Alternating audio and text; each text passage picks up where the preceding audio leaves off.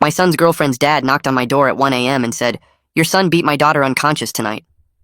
I stared behind him to see her sitting in the passenger seat of their car. Split lip, bloody nose, badly bruised cheek, holding an ice pack over one eye. I looked back at her dad, who looked ready to kill. "That's not possible," I stammered out. "He loves—" "She told me everything," he cut me off. "Police are coming in the morning." He slammed the door and walked away. I immediately ran upstairs to check on Ryder. He was asleep, but I turned on the light anyway. He woke up confused. That's when I saw the fresh scratches on his neck and forearm. "What happened with Sienna tonight?" I asked. He shot up instantly, rubbing his eyes. Nothing. We had a fight. I dropped her home. That's it." "What kind of fight?" I pressed him. He started stammering. "She was accusing me of stuff. I don't want to talk about it right now." His voice was defensive. I noticed his knuckles, red and bruised. The police showed up at 9 a.m. the next morning. A detective knocked on the door with 2 officers behind him. "We have a warrant for Ryder's arrest." Ryder came downstairs in his pajamas. He saw the police and went pale. "Dad, what's happening?" The detective read him his rights. "The victim identified you. Neighbors heard screaming from your car around 7 last night." "Dad, I swear I didn't—" Ryder was panicking. The officer cuffed his hands behind his back. I watched them walk my son to the police car. I stood in my doorway thinking about the scratches, the bruises on his knuckles, the fight he wouldn't elaborate on. I visited Ryder in jail that afternoon. He was sitting on a metal bench looking terrified. "Dad, you have to believe me. I didn't hit her." "Then explain why she looks beat up. Explain the scratches and bruises on your knuckles." He leaned forward. "We fought in the car. She was yelling. I was yelling back. She hit me and I grabbed her wrist to stop her. That's where the scratches came from. I swear I dropped her home at 7:30 and left." I wanted to believe him, but Sienna's dad was already filing charges. He hired a lawyer. I talked to our lawyer the next day. She told me Sienna's testimony was bad.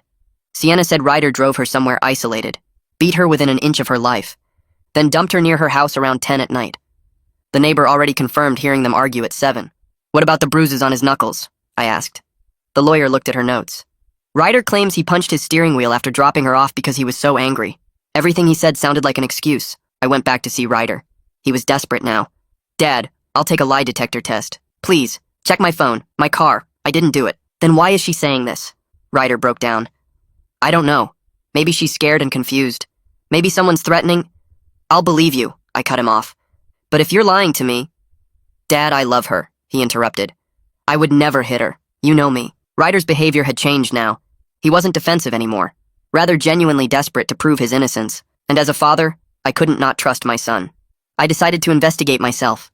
I drove to Sienna's neighborhood and knocked on doors. The neighbor 2 doors down, a sweet lady in her 80s, had a Ring camera. I asked her for the footage and she happily obliged. The camera showed Ryder's car dropping Sienna off at 7:35. I watched anxiously as Sienna got out of the car and walked away from her house. Ryder drove off in the opposite direction. Then at 9:45, a different car pulled up. Sienna got out of this car stumbling. She was heavily bruised and beaten now, falling to the ground and crawling to her door. I zoomed in on the footage but couldn't make anything out. Was this someone else, or had Ryder used someone else's car to make himself look innocent? I brought the footage to the police station either way. The detective watched the footage twice and called Sienna and her father in for a second interview. I sat behind the glass watching.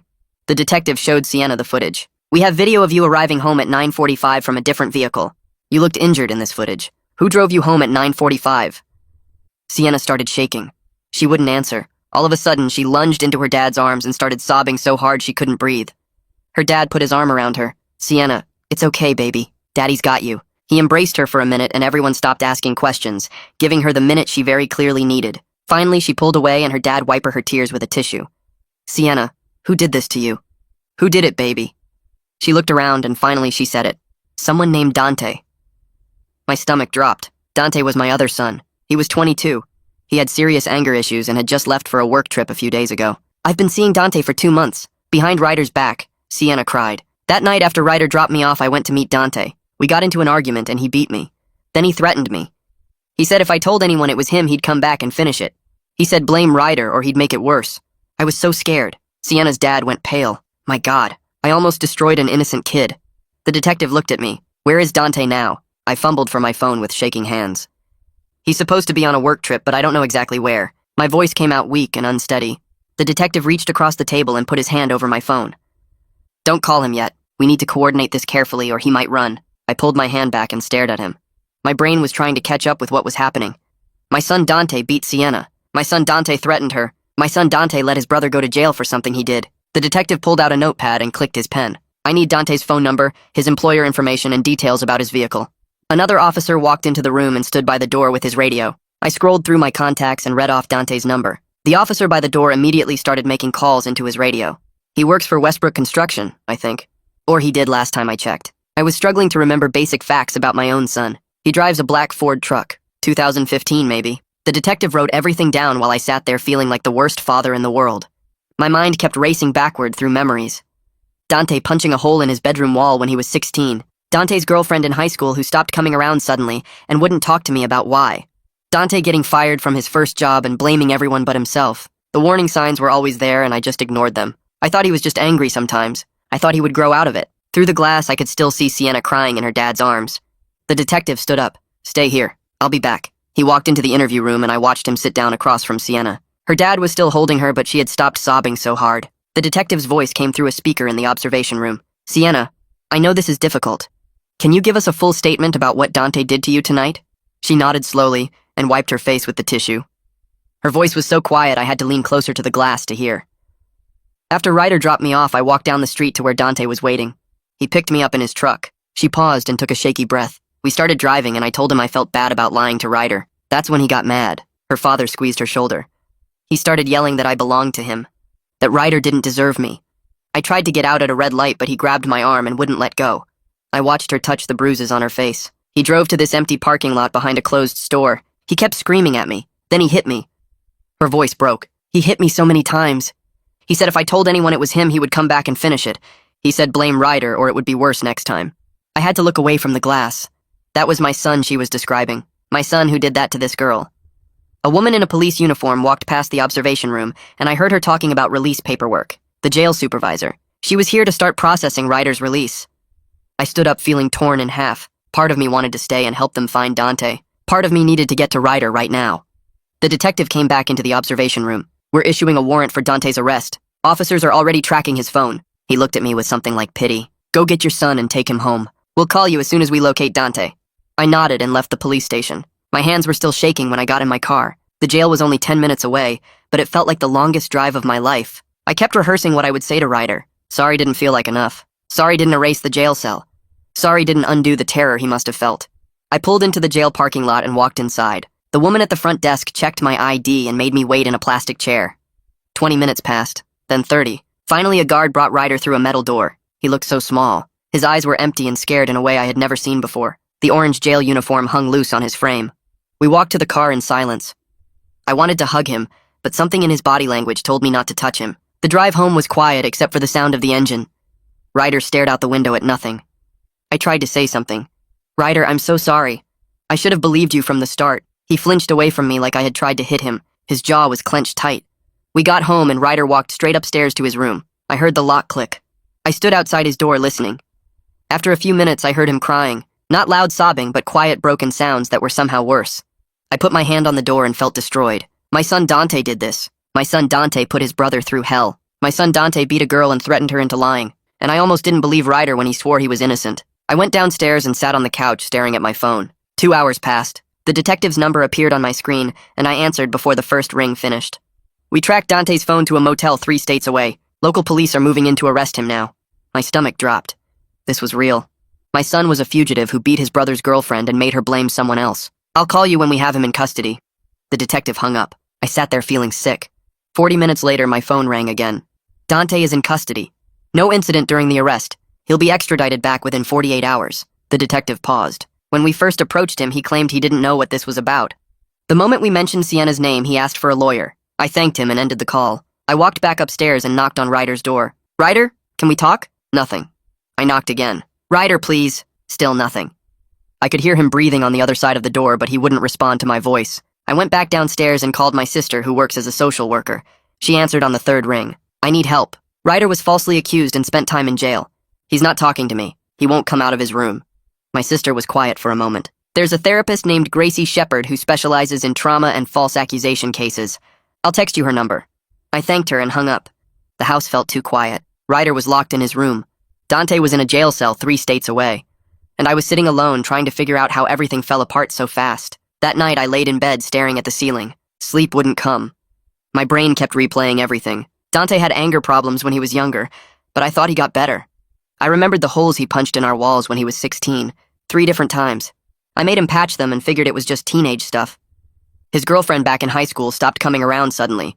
I asked him why, and he said she was crazy and blamed him for everything. I believed him.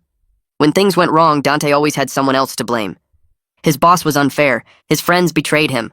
Girls led him on. I kept making excuses for him instead of seeing the pattern.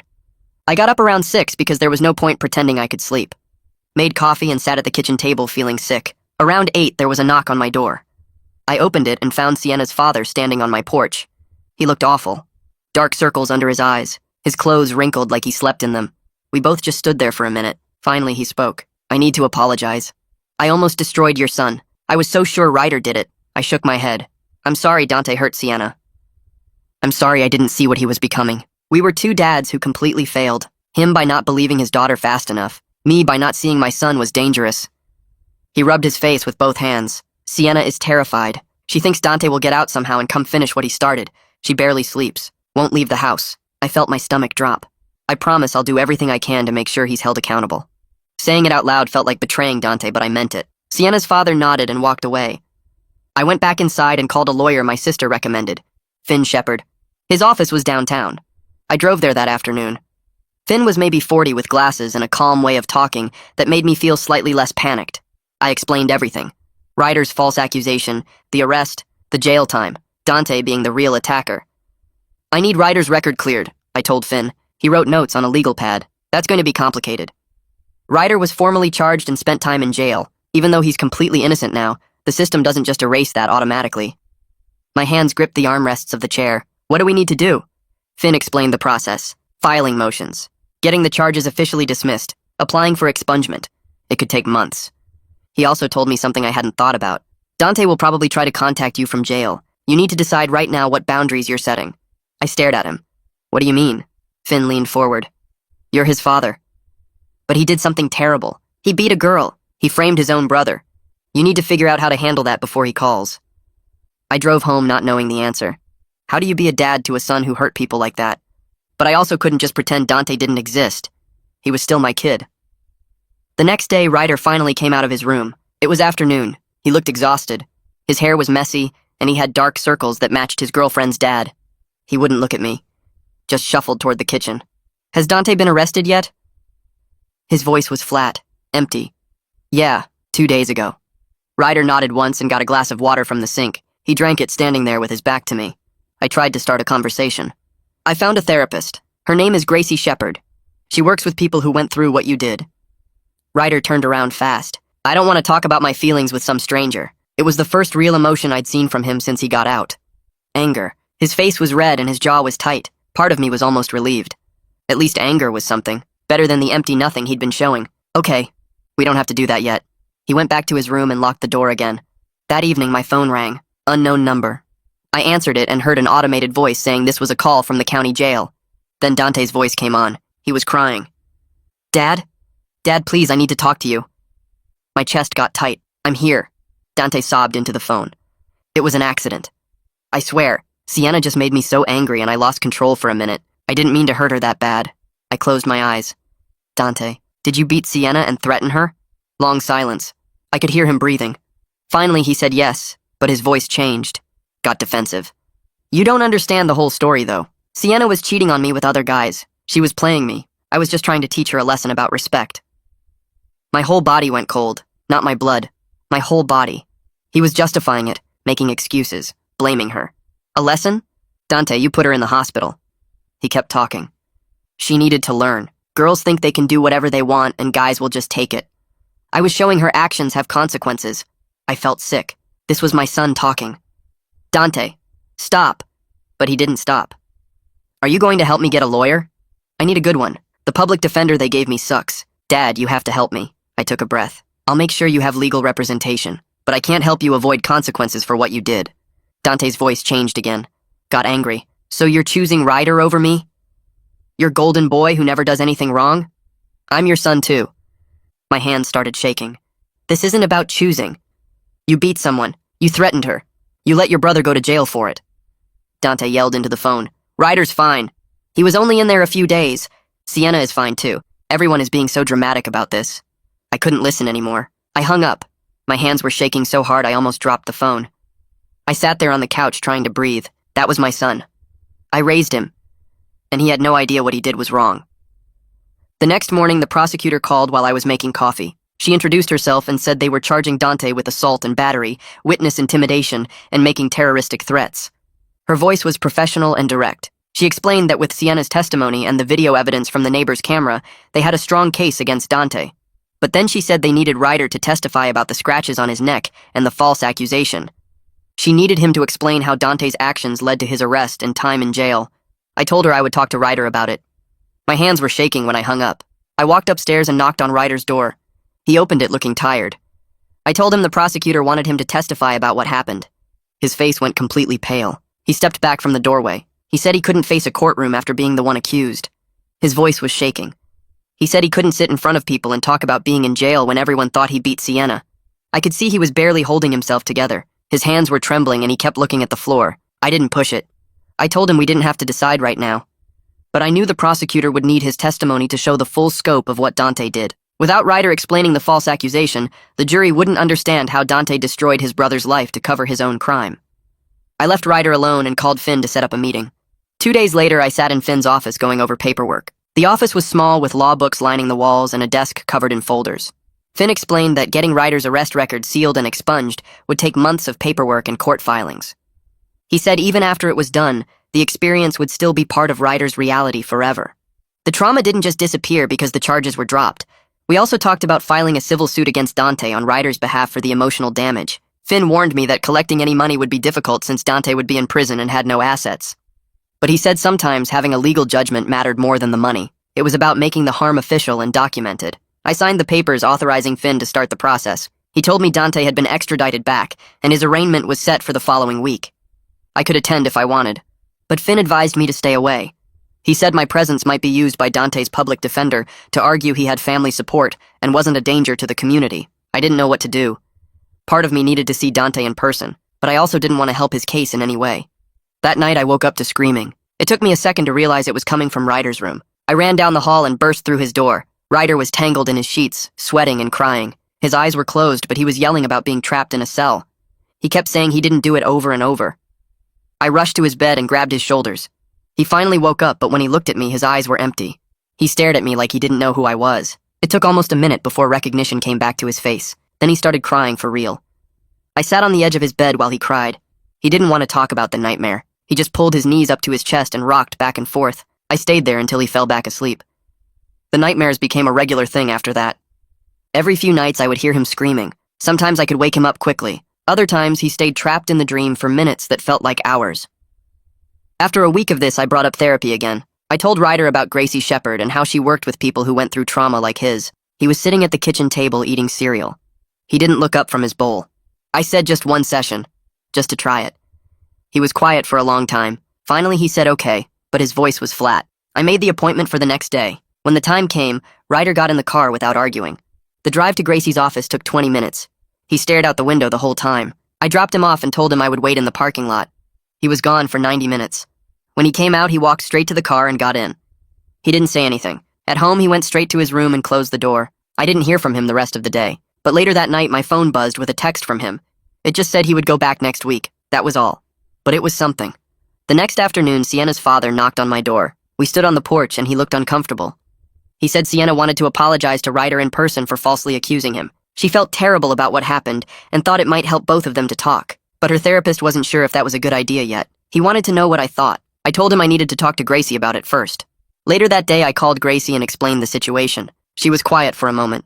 Then she said Ryder wasn't ready for that conversation. She said he was still processing the betrayal and trauma of being accused by someone he loved. Having Sienna apologize in person might seem like closure, but it could actually set him back. She said maybe in a few months, but not now. I called Sienna's father back and told him. He understood. He said Sienna was struggling with guilt about the whole thing. I felt bad for her too. She was a victim in all this just like Ryder. But Gracie was right. Ryder needed time. The morning of Dante's arraignment, I got dressed in a suit. Finn had told me to stay away, but I couldn't. I needed to see Dante in person. I needed to look at my son and try to understand how this happened. The courthouse was downtown in a big gray building. I went through security and found the right courtroom. It was smaller than I expected with wooden benches and fluorescent lights. I sat in the back. Other people filtered in. Sienna's father arrived with Sienna. She looked smaller somehow. Her bruises had faded, but you could still see the shadow of them on her face. The prosecutor sat at one table shuffling papers. Then they brought Dante out. He was wearing an orange jumpsuit with his hands cuffed in front of him. Two officers walked on either side of him. He looked around the courtroom and his eyes found mine. His expression changed to something desperate and pleading. He mouthed the words, "Dad, please." But I had to look away. I couldn't handle the guilt of seeing him like that. The judge came in and everyone stood. The arraignment started. Dante's public defender was a young woman with dark hair pulled back. She stood and entered a plea of not guilty on Dante's behalf. Then she argued for bail. She said Dante wasn't a flight risk despite leaving the state. She claimed he left for work reasons before he knew he was wanted. The prosecutor stood up and presented evidence that Dante fled immediately after the assault. She showed the timeline of the beating, the threat to Sienna and his departure the next day. She also presented Sienna's testimony about the threat. She said Dante told Sienna he would come back and finish it if she told anyone. The judge listened to both sides. Then she denied bail. She said the evidence of witness intimidation and flight made Dante a danger to the community and a flight risk. After the arraignment ended, I stood to leave. Dante's public defender approached me in the hallway outside the courtroom. She introduced herself and asked if I was Dante's father. I said yes. She asked if I would be willing to testify as a character witness for Dante at trial. She said it would help the jury see him as a person with family support and not just a criminal. I looked at her for a long moment. Then I told her I couldn't do that. I said I loved my son, but I couldn't stand up in court and pretend what he did was out of character, because the truth was I was realizing it wasn't out of character at all. I was realizing I had missed signs for years. She looked disappointed but nodded.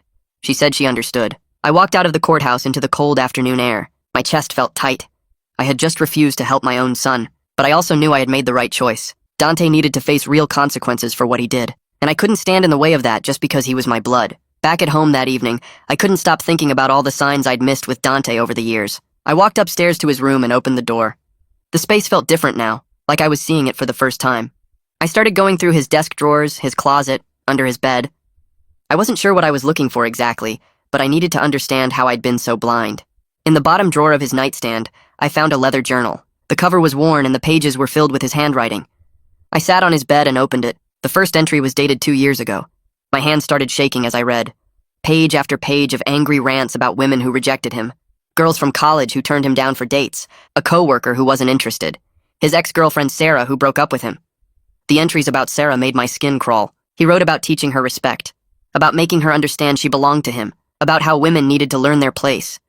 There were detailed descriptions of arguments they'd had where he grabbed her arms hard enough to bruise. He wrote about following her after they broke up to see who she was dating. The last entry about Sarah said he'd shown up at her apartment at midnight and pounded on the door until her new boyfriend threatened to call the police. I felt sick reading it. This wasn't just anger issues. This was a pattern of control and violence going back years. I closed the journal and sat there for a long time. Then I called Finn and asked if I could bring something to his office in the morning. The next day, I drove to Finn's office with the journal in a folder on my passenger seat. His secretary let me in, and I sat across from his desk. I slid the journal across to him without saying anything.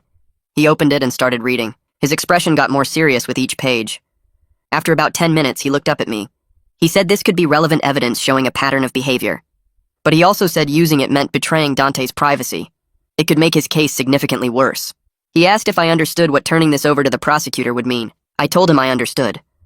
But then I took the journal back home with me because I couldn't make the decision right away. For 3 days, I kept the journal in my car. I'd drive to the prosecutor's office and sit in the parking lot. Then I'd drive home without going in. I kept thinking about Dante as a little kid. The son who used to help me fix the car on weekends. The teenager who made me laugh with his terrible jokes. But I also kept thinking about Ryder sitting in that jail cell for something he didn't do. About Sienna's bruised face. About Sarah and all the other women Dante had hurt. On the 4th day, I walked into the prosecutor's office and handed over the journal. The prosecutor was a woman in her 40s named Jennifer. She took the journal and started reading it right there while I sat in her office. Her face got harder as she read. After 20 minutes, she closed it and looked at me. She said this was damning evidence of premeditation and escalating violence. She said they were adding stalking charges based on the entries about following Sarah. She started making notes about subpoenaing Sarah as a witness. I felt sick knowing I'd just provided evidence that would put my son away for even longer. But I also knew it was the right thing to do. Jennifer thanked me for coming forward. She said many parents wouldn't have done what I just did. When I got home that afternoon, Ryder was sitting on the couch. He looked up when I walked in. He said Finn had called him and told him about the journal, about me turning it over to the prosecutor. I started to explain, but Ryder stood up and walked over to me. For the first time since coming home from jail, he hugged me. He wrapped his arms around me tight and held on. He said, "Thank you. Thank you for believing him." Thank you for choosing what was right over protecting Dante. I broke down crying right there in our living room. I told him I was sorry. Sorry I didn't believe him immediately when he said he was innocent. Sorry it took video evidence to convince me. Sorry he had to spend even one night in that jail. Ryder pulled back and looked at me. He said he understood why I doubted him at first. He said the evidence looked bad and he didn't blame me. But this, turning over the journal, this proved I was on his side now. We stood there for a while just holding each other. It was the first time in weeks that the house felt like it might be okay someday. 2 days later, the jail called. Dante wanted to talk to me. I accepted the call even though part of me didn't want to hear his voice. The moment the line connected, he started screaming. He called me a traitor. He said I destroyed his life by giving the prosecutor his private journal. He said I had no right to go through his personal things. I let him yell for about a minute. Then I cut him off. I told him he destroyed his own life when he beat Sienna, when he threatened her into blaming Ryder, when he let his innocent brother sit in jail for something he did. I said the journal just showed everyone who he really was. Dante went quiet for a second. Then he said, I never understood him. That I always took everyone else's side. That I was a terrible father. I told him I loved him, but I couldn't support him avoiding consequences for what he'd done. He hung up on me. I sat there holding the dead phone feeling like I'd lost a son, even though I knew he'd lost himself long before I found that journal. A week later, I got a phone call from someone named Seth Carson. He said he used to work with Dante at Westbrook Construction.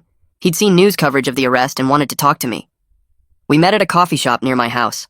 Seth was in his 30s with a nervous energy about him. He said Dante was fired from Westbrook Construction 6 months ago. I asked why. Seth looked uncomfortable. He said Dante had threatened a female coworker who rejected his advances. Her name was Amanda. Dante had asked her out multiple times and she kept saying no. One day he cornered her in the parking lot after work and told her she was making a mistake, told her she'd regret turning him down. Amanda reported it to HR and they fired him the next day. Seth said he was willing to testify about what happened, about Dante's history of aggression toward women at work. I thanked him and gave his contact information to Jennifer at the prosecutor's office. The next day, Seth called me again. He said his wife Mara wanted to talk to me too. She'd witnessed something involving Dante. I met them both at the same coffee shop. Mara was a small woman with dark hair. She worked at Westbrook Construction in accounting. She said she'd seen Dante grab Amanda's arm during an argument in the break room.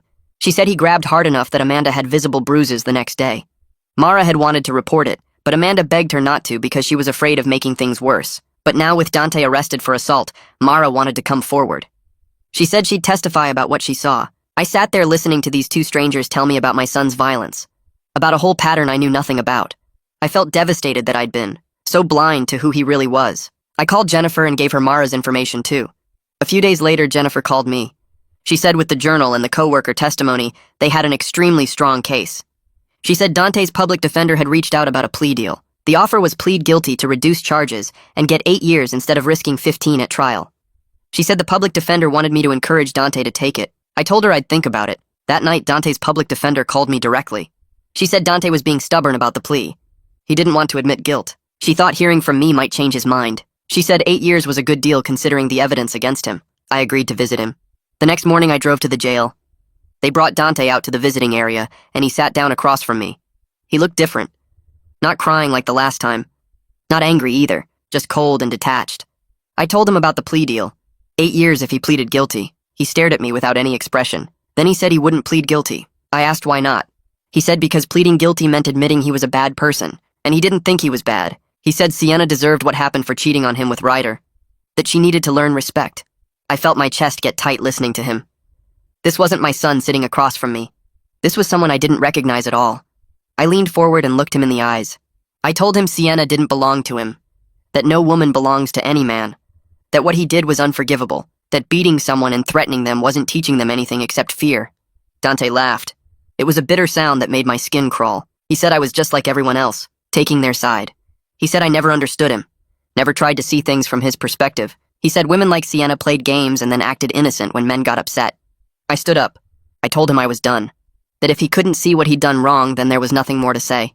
He shrugged like he didn't care. As I walked away, I realized my son had no remorse at all. He genuinely believed he was the victim in all of this. That realization hurt worse than anything else that had happened. The guard led me back through the security doors, and I walked across the parking lot in a fog. I got to my car and sat in the driver's seat without starting the engine. My hands were shaking so bad I couldn't get the key in the ignition. I tried 3 times before I gave up and just sat there staring at the steering wheel. Then it hit me all at once. My son was a monster. Not the angry teenager I remembered, but an actual dangerous person who hurt women and felt nothing about it. I started crying and couldn't stop. Big, ugly sobs that made my whole body shake. I I cried for an hour straight sitting in that parking lot. Other people walked past my car and probably thought I was crazy, but I didn't care. I was grieving the son I thought I raised. The kid who used to build forts in the living room and collect baseball cards. That person never existed, or maybe he did once and turned into something else. Either way, he was gone, and this cold stranger who laughed about beating Sienna had taken his place. When I finally stopped crying, my eyes were so swollen I could barely see. I drove home going 10 miles under the speed limit because my vision was blurry. At home, I found Ryder sitting on the couch watching TV, not hiding in his room with the door locked like he'd been doing, just sitting there with a bowl of cereal eating breakfast at 2 in the afternoon. It was such a normal thing, but it felt huge. I sat down next to him and he didn't flinch away. We watched some cooking show together without talking. After a while, he got up and made himself a sandwich. Actually came into the kitchen and used the stove to make grilled cheese. I watched him from the doorway, trying not to cry again. These tiny, normal things felt like massive victories. Over the next few weeks, Ryder kept improving bit by bit. He started eating 3 meals a day instead of just picking at food. He'd come out of his room to watch TV in the evenings. Sometimes he'd even sit with me during dinner. Gracie called me one afternoon to talk about his progress. She said he was doing better than she expected, but I needed to understand this wasn't a straight line. He'd have good days and bad days, maybe good weeks and then suddenly a terrible week. The trauma of being falsely accused and jailed doesn't just go away. He might struggle with trust issues for years, might have anxiety around police or loud noises or being accused of anything. She said some of her clients never fully recover, they just learn to live with it. That scared me, but I appreciated her honesty. A few days later, the prosecutor called. Her name was Jennifer Westbrook, and she'd been building the case against Dante. She said they were moving forward with trial since Dante rejected the plea deal. They had a strong case with Sienna's testimony, the video evidence, the journal and statements from Seth and Mara, but they wanted Ryder to testify too. They needed him to describe the scratches Sienna gave him during their argument, needed him to talk about being falsely accused and arrested. It would show the jury the full scope of what Dante did, how he didn't just beat Sienna, but deliberately framed his own brother. I told her I'd talk to Ryder about it. That night at dinner, I brought it up as gently as I could. Ryder's fork stopped halfway to his mouth. His face went pale and his breathing got fast and shallow. He put the fork down and gripped the edge of the table. I recognized a panic attack starting. I moved closer and told him to breathe slowly. In through the nose, out through the mouth. He did it for a few minutes until his breathing evened out. Then he asked in this small voice if he had to testify. I said no. Nobody could force him, but it would help make sure Dante got convicted. He stared at his plate for a long time. Finally, he said he'd do it. He said if he could survive 3 days in jail for something he didn't do, he could survive telling the truth in court. He wanted Dante held accountable. He wanted everyone to know what really happened. Over the following week, Finn worked with Gracie to prepare Ryder for testimony. They did practice sessions at Finn's office where Finn would ask him questions like a lawyer would in court. Ryder struggled hard with it. He'd start answering and then freeze up. Or he'd get through a few questions and then have to take a break. Gracie sat with him during the sessions and helped him use breathing techniques when he got overwhelmed. Finn was patient and kept telling him he was doing great. They practiced describing the argument with Sienna, the scratches she gave him, finding out he was accused, the arrest, the jail cell. Every time Ryder had to say it out loud, he looked like he was reliving it. His hands would shake and his voice would crack, but he kept pushing through. He told Finn that testifying felt like taking back some control. Dante had taken everything from him for 3 days, made him feel helpless and scared. Getting on that stand and telling the truth felt like fighting back. 2 weeks before the trial date, Dante's public defender called me. She said Dante wanted to change his plea. He was willing to plead guilty in exchange for 10 years instead of risking 15 at trial. She explained that seeing the full witness list and all the evidence made him realize he'd lose. The journal alone was damning. Add in Sienna's testimony, the video, Seth and Mara and Ryder, and there was no way a jury would find him not guilty. 10 years was better than 15. She said the prosecutor was considering it. They'd have to run it by Sienna and her father first.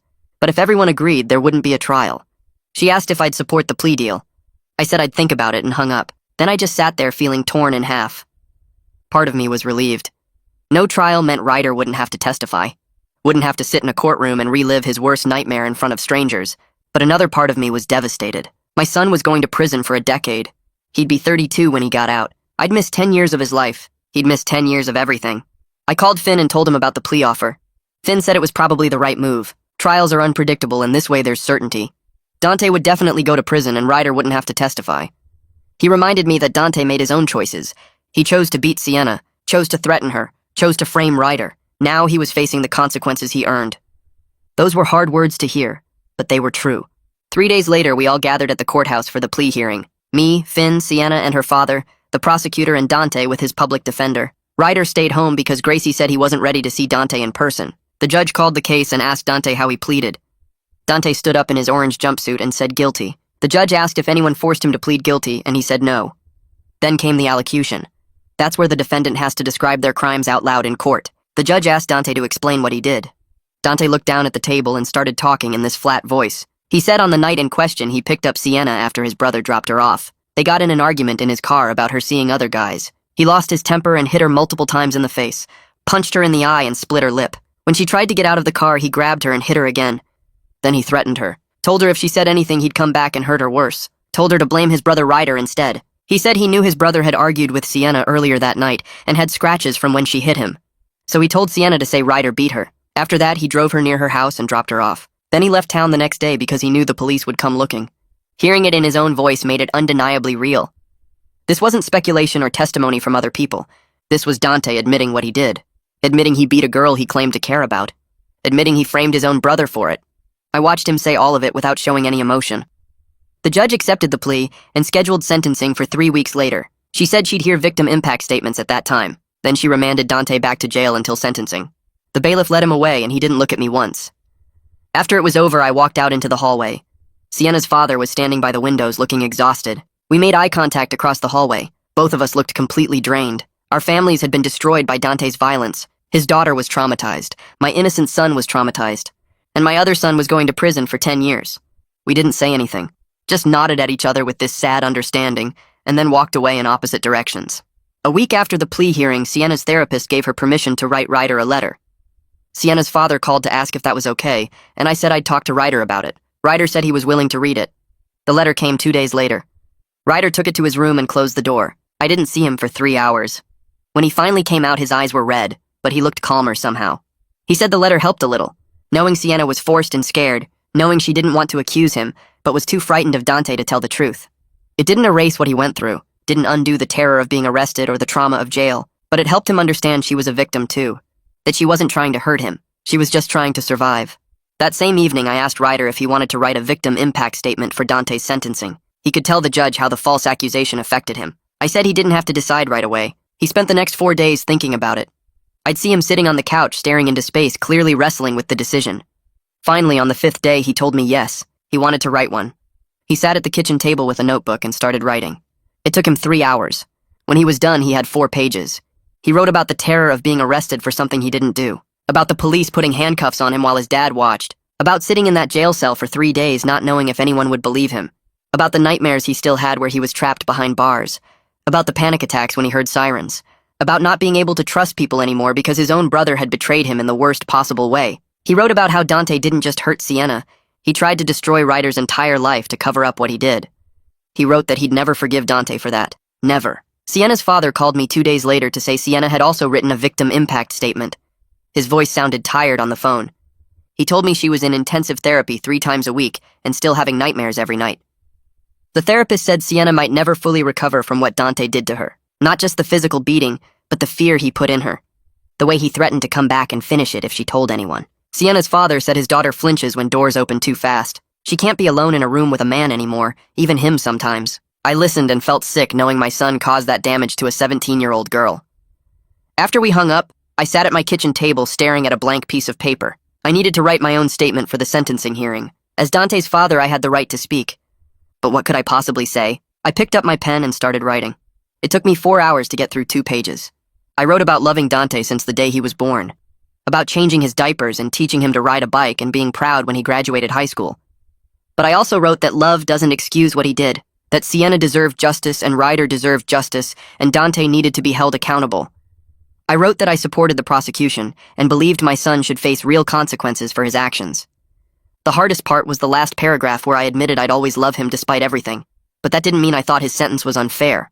I read it over 3 times and cried each time. This statement felt like giving up on Dante, but I knew it was the right thing to do.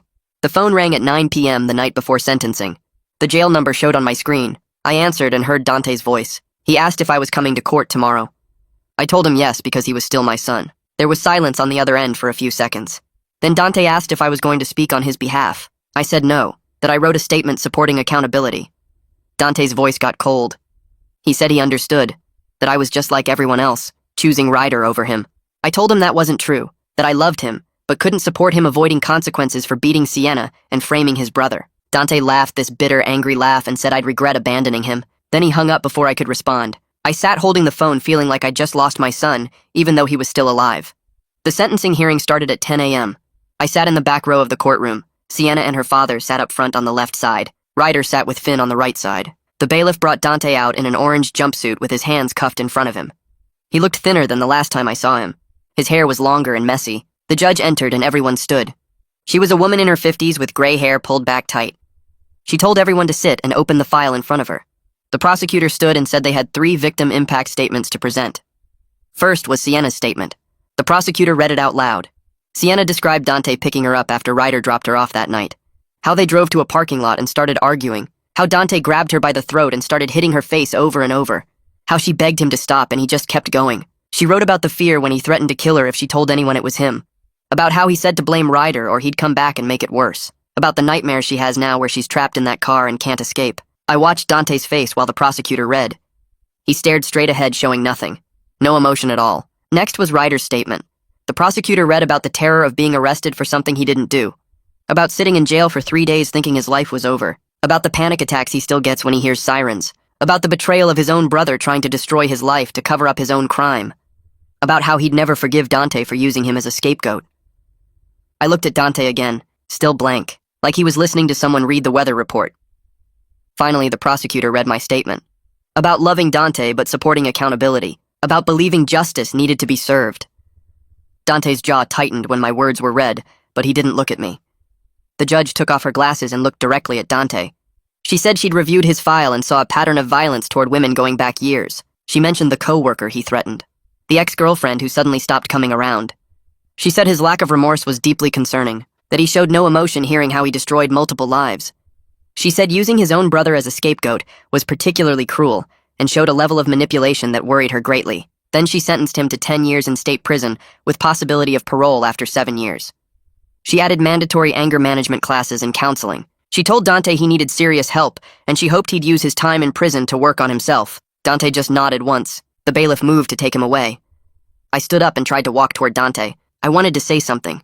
Tell him I loved him. Tell him to be safe. Something. But Dante turned his head away when he saw me coming. He refused to look at me. The bailiff led him through the side door and he was gone. That was the last time I saw him before they transferred him to state prison upstate. The weeks after sentencing were strange.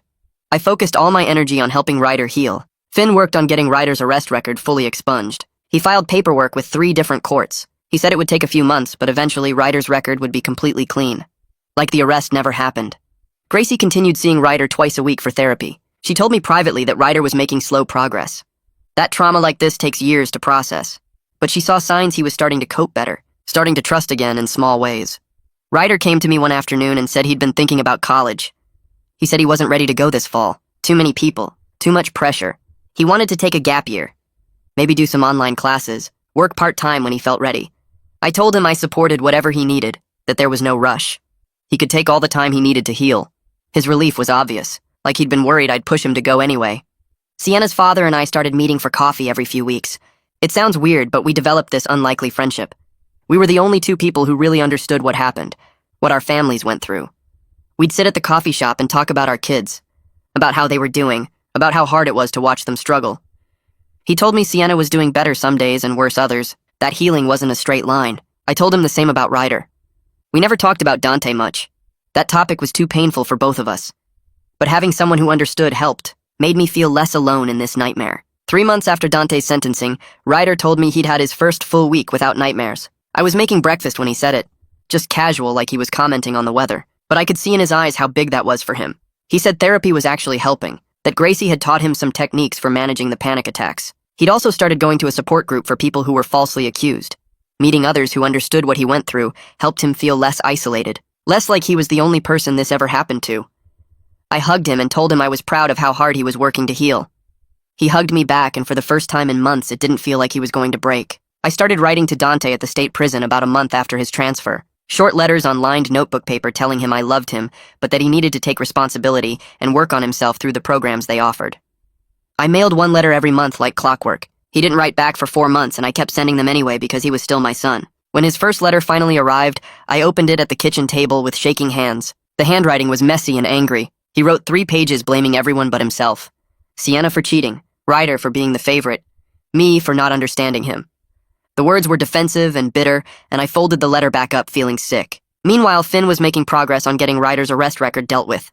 He filed motions in 3 different courts and paid fees and submitted paperwork for weeks. 2 months after Dante's sentencing, Finn called with good news.